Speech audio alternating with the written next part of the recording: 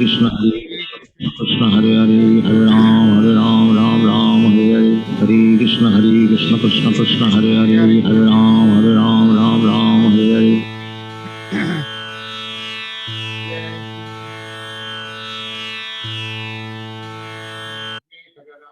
शिव श्री गौर भक्त वृंदा जय श्री कृष्णा चैतन्य प्रभु नित्यानंद श्री अद्वैत गदाधर शिव श्री गौर भक्त वृंदा जय श्री कृष्णा चैतन्य प्रभु नित्यानंद श्री अद्वैत गदाधर शिव श्री गौर भक्त वृंदा हे कृष्णा करुणा सिंधु दीन बंधो जगतपते गोपेश गोपी कांत राधा कांत नमोस्तुते तप्त कंचन गौरंगी राधे वृंदानेश्वरी वृषभानुसुते देवी प्रणमामि हरि प्रिये।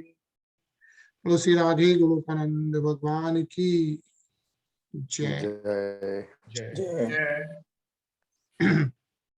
हरे Krishna everyone. Hare Krishna. Hare Krishna everyone. Hare Krishna everyone. Hare Krishna. Krishna बोलो जय Hare Krishna, sir. All right, so we started reading chapter 20, yeah, Adhyay 20th of Canto 3. कल हम लोग श्लोक 13 पढ़ रहे थे, just to quickly revive. So in श्लोक 13 says that as impelled by the destiny of the jeev, the false ego, which is of three kinds, evolved from the Mahat Tattva. And we know what Mahat Tattva is, right? It comes from the marginal energy of the Lord, yeah? In which the element of Rajas predominates. Yeah, like we have Rajogun. So the elements of Rajogun predominates. From the ego in turn evolved many groups of 5 principles. So the first came was Mahat Tattva. And Mahat Tattva, we got the ego, self-ego, right? Aham, like me. And then evolved the 5 principles of many groups. And what are those 5 principles? It says is like the first 5 are, we of course know that earth, water, fire, air, and ether, right? And then the next 5 is, it refers to sound, touch, form, taste, and smell. And we also read about that, how the sound came in existence and all that, right? Then the other 5 are the senses, the ears, the eyes, nose, tongue, and skin, like that, right? So from the ego in turn, you have many groups of 5 principles. So that is how, because what is being described right now is what Mahatma Vidur has asked Maitreya Muni to describe how the Swayambhu Manu started the progress of the universe and what did he do for the good of the souls so that they can go back to Godhead. So we'll start with Shlok 14. Anil ji. जी हाँ. तानि चैकैष कषः स्रष्टुमसमर्थानि भौतिकं संहत्य दैवयोगेन हेममण्डम वासृजन. Separately unable to produce the material universe, they combined with the help of the energy of the Supreme Lord and were able to produce a shining egg. Hare Krishna. Hare Krishna, yeah. So separately, like all these elements, right? All these 5 elements and the self-ego, all those separate elements were not able to create the material universe. So if you remember, we read in Canto 2 where all the devatas who control all these elements, right? They came together and they did a lot of meditation and prayers to Lord Vishnu. And then, they all got combined and there was a whole process. And with that help of energy of the Supreme Lord, they all got combined and then they were able to produce a shiny egg. Okay. So see what happened after that. Ravi.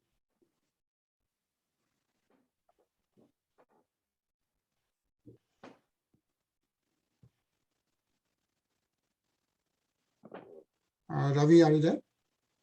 Yes, yes, yes.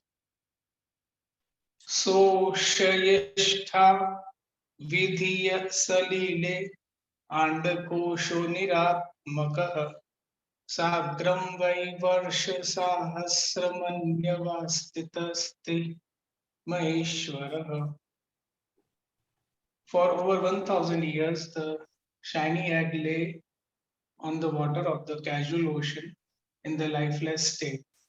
Then the Lord entered it as a Garbhodayaya Vishnu. Hare Krishna. Hare Krishna. So once the shining egg appeared for 1000 years, yeah, it lay on the waters of the casual ocean. And if you remember, the casual ocean is where Karnu Dakshaya Vishnu is lying. Yeah, that's the casual ocean. And it says like Sahastra, yeah, Varsh Sahastra is 1000, yeah, 1000 years it lay. And then after 1000 years, then the Lord entered it as Garbho Dakshaya Vishnu. So like, if you remember, first we have a Karnu Dakshaya Vishnu, which is also known as Mahavishnu. And then Mahavishnu, in the form of Garbho Dakshaya Vishnu, entered into the shining egg. Yeah, from this verse, it appears that all the universes are floating in the casual ocean. Yeah, and we know like ours is just one of the universes. There are like unlimited number of universes floating around. Yeah, and so every universe has a Lord Brahma and all that. Okay. Nisha? तस्य नाभेर भूतपदं सहस्रार्कोरुधि सर्वजीवनी निकायोः यत्र स्वयं भूतस्वराट्. From the navel of the personality of Godhead Garbho Dakshaya Vishnu sprouted a lotus flower effulgent like 1,000 blazing suns. This lotus flower is the reservoir of all conditioned soul, and the first living entity who came out of the lotus flower was the omnipotent Brahma. Hare Krishna. Krishna, right? So it's mentioning it from the navel of the Garbho Dakshaya Vishnu. Yeah, a lotus flower, like we know that. A lotus flower sprouted from the navel, from the Nabhi, Garbho Dakshaya Vishnu ke Nabhi se sprouted a lotus flower.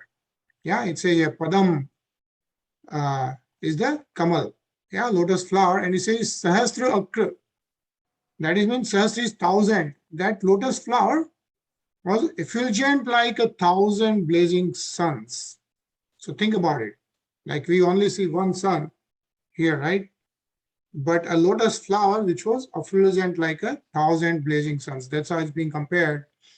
And what is important, which is being mentioned here, is the reservoir of all conditioned souls. Yeah.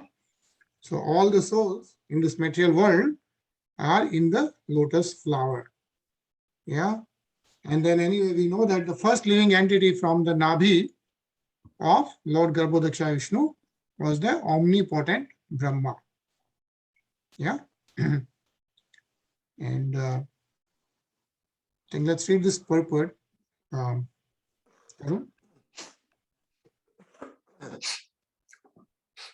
It appears from this verse that the conditioned souls who rested within the body of the personality of Godhead after the dissolution of the last creation came out in the sum total form of the lotus. This is called Hiranyagarbha. The first living entity to come out was Lord Brahma, who is independently able to create the rest of the manifested universe. The lotus is described here as effulgent as the glare of 1,000 suns. Hare Krishna. Okay. This indicates that the living entities as parts and parcels of the Supreme Lord are also of the same quality, since the Lord also diffuses his bodily glare known as Brahma Jyoti.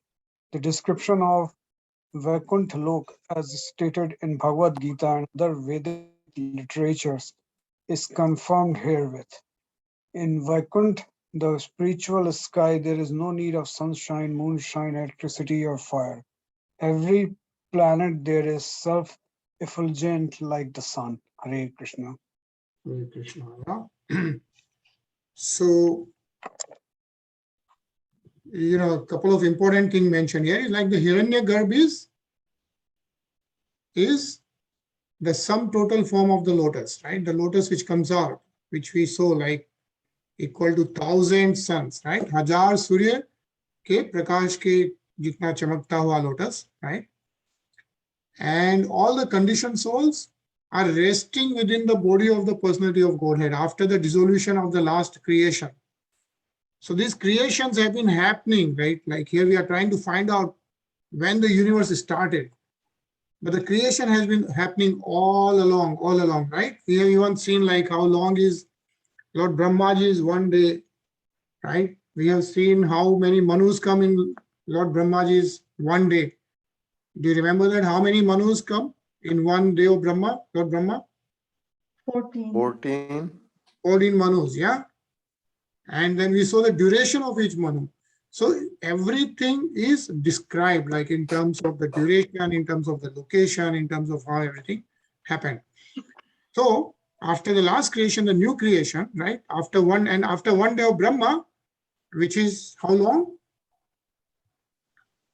4,032,000,000. Exactly, right? So we remember some numbers now, right? 4,032,000,000 solar years is one day of Lord Brahma, in which 14 Manus appear. These small dissolutions between each age of Manu. And then at the end of the Lord Brahma's one day, there is a big pralay, which also lasts for 4,032,000,000 years. And then again, the creation happens. And Lord Brahma's age is around 300 trillion years. 300 trillion years. And it is mentioned that the current age of Lord Brahma is around 150 trillion years plus. So the half of Brahma's age has also happened. So, those things are also mentioned. Anyway, but so coming back to this, the important point was all the conditioned souls are resting within the personality of Godhead. And the other thing mentioned is, so the point is that all living entities, right? When we say like Samdarshi, the soul is eternal and all the living entities are parts and parcel of the Supreme Lord. But because we get conditioned, we don't realize that. Yeah. And that's why the devotional aspect, the Bhakti Bhav is given to understand who you are and then establish the yoga, the relationship with the Lord himself. Hare Krishna, Chinu. Krishna uncle, good to see you. Nice to see you too. Very nice. Want to read? Yeah, sure.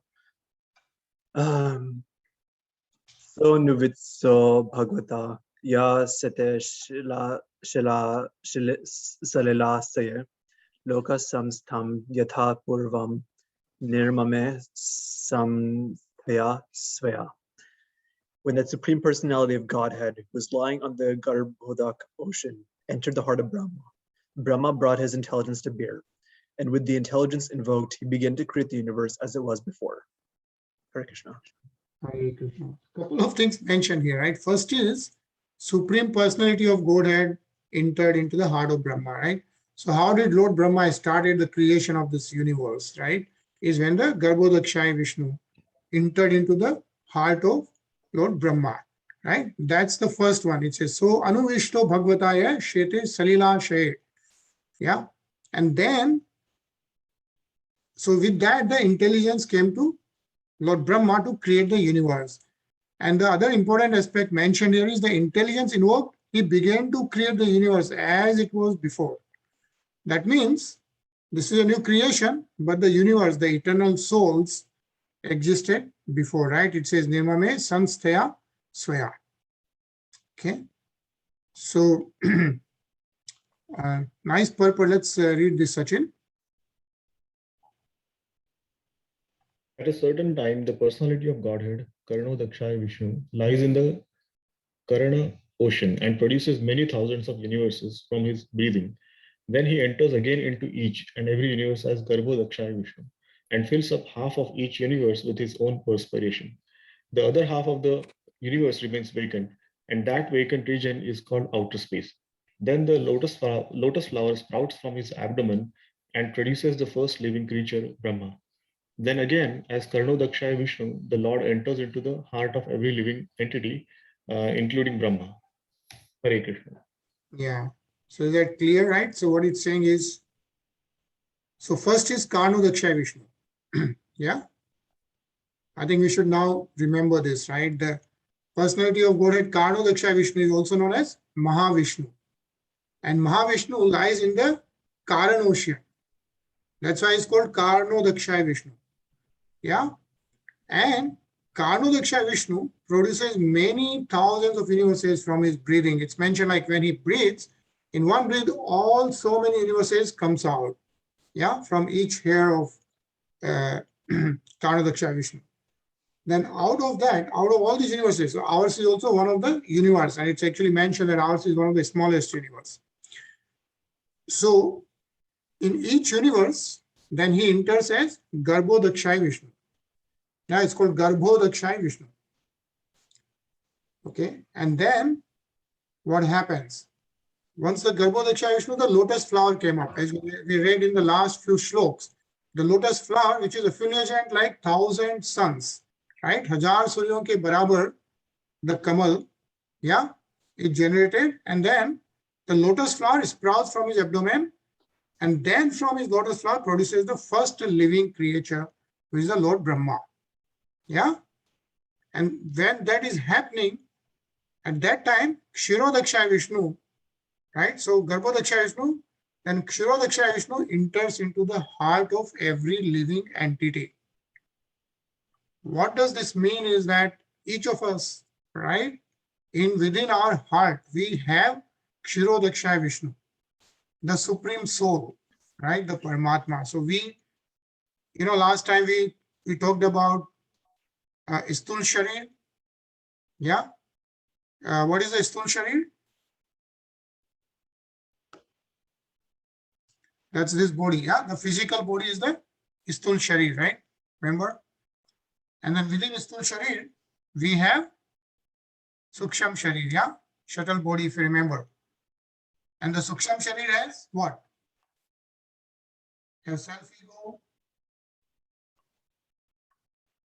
Yeah. Mind and intelligence. So we have Sthul Sharir, then we have Suksham Sharir, and then we have soul, right? That's what we say, eternal soul. And then we have a supreme soul, that is the Kshirodakshaya Vishnu, right? So because we are conditioned living entity, which means because of the Maya, we are conditioned and we don't recognize that.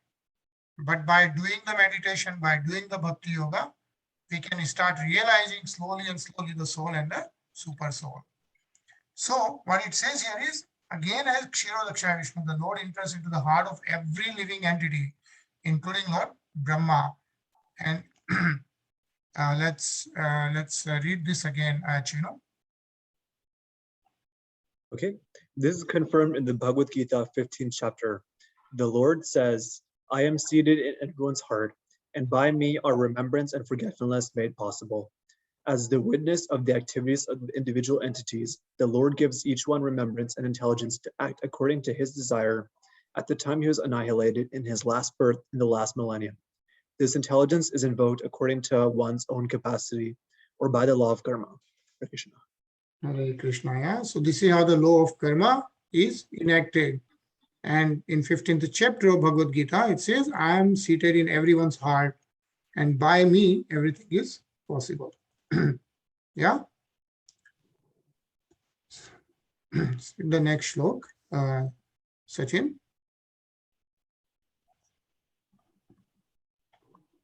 Sasarja Chayaya Vidyam Panchaparvamana Kratam Tamistra Mandha Tamistram Tamo Moho Mahatama. First of all, Brahma created from his shadow the coverings of ignorance of the conditioned souls. They are 5 in number and are called Tamisra, Andha Tamisra, Tamas, Moha, and Mahamoha. Hare Krishna. Hare Krishna. Okay, so right in the beginning, what happens is Lord Brahma created the coverings of ignorance of the conditioned souls, right? So all of us, conditioned souls, right? What do we have? Again, 5 in number. Like earlier we saw like 5 senses, 5 Panchatattva elements, and all that. This is also 5 in number. What are those called? Tamisra. Yeah, what does that mean? The first condition is a covering of Tamisra or anger. That's growth, yeah? Then Andha Tamisra. Yeah, and Andha Tamisra, what does that mean? Is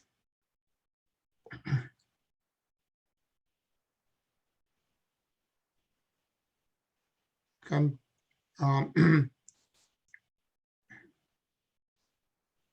forgetful. The second line, Bhaiya, second line. Oh, is Second right in the paragraph. second line. Considering death to be ultimate end. Oh, yeah. So Andha Tamisra Second involves considering paragraph. death to be the ultimate end. Yeah. Okay. So death, everyone has to, like basically every living entity has to, at the end of the day, it doesn't matter 60 years, 80 years, 100 years, 150 max, maybe we know that ultimate end. Yeah. And then Tamas and Moha and Mahamoha. Yeah. So those are the 3 things which are then created by Lord Brahma. Yeah, that's how the conditioned souls generates. It says here, Andha Tamisra, ignorance is due to tamas. Tamas is what? The condition of not knowing anything about the spirit soul is called tamas, which is like I'm this material body and not really the spirit soul, right? And then we already know moha, what is moha, and then mahamoha. Yeah, you are attached to everything, basically. So those were created. Hare Krishna, Jitendra. Hare Krishna. Krishna, you read. Visarjar Satman Kayam Nabhi Nandostmayom Jaga Rakshansi Ratrim Shuddham Samudvam. Hare Krishna. Out of disgust, Brahma threw off the body of ignorance, and taking this opportunity, Yakshas and Rakshas sprang for possession of the body, which continues to exist in the form of night. Night is the source of hunger. Night is the source of hunger and thirst. Hare Krishna. Hare Krishna. Right. So interestingly, Lord Brahma threw off the body of ignorance, right? Because with all these 5 elements we saw, and based on that, Yakshas and Rakshas tried to take the possession of his body. Ajay?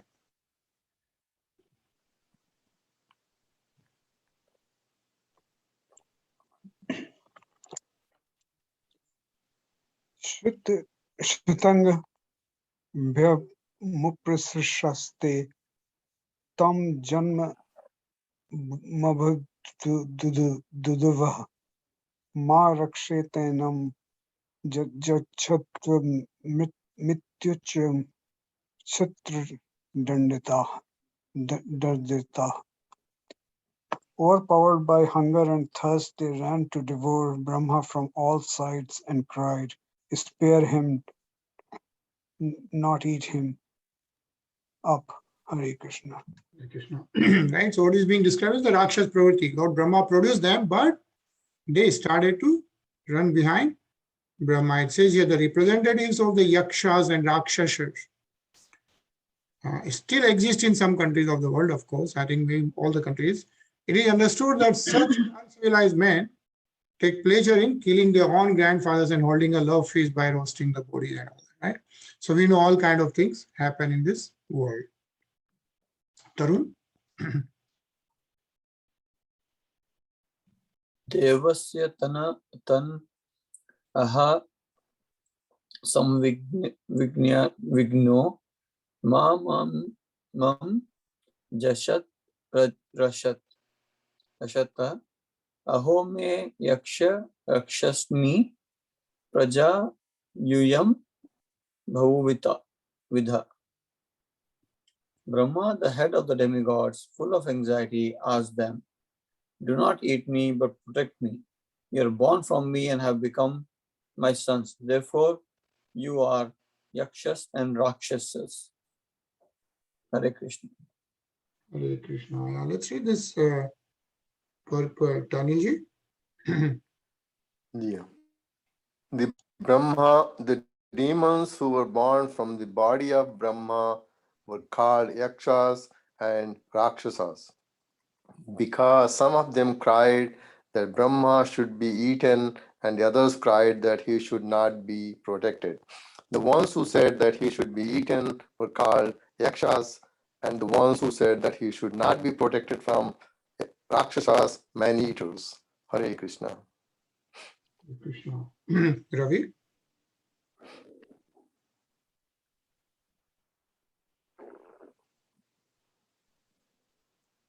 Ravi. Okay, Nisha.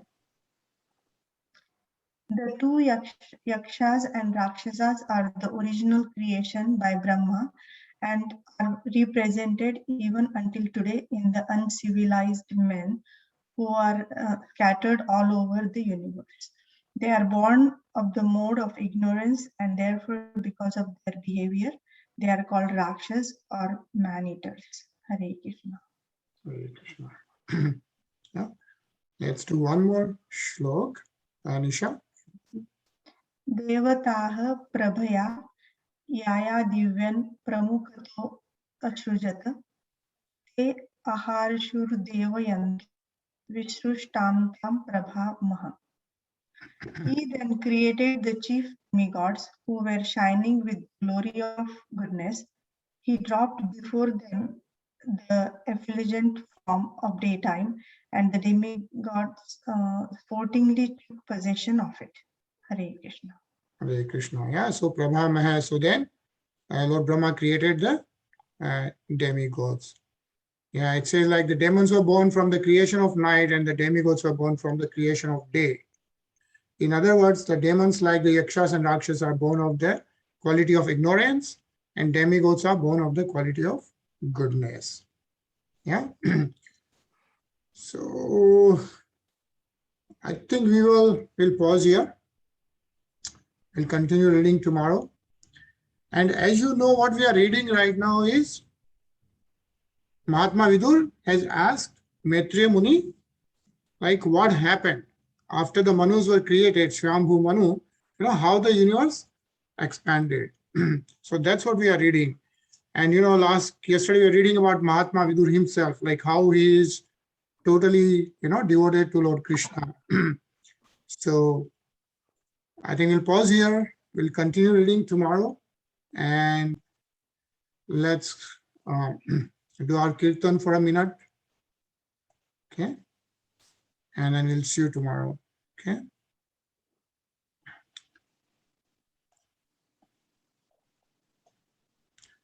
So what you are seeing is one of the kirtans in Ukraine.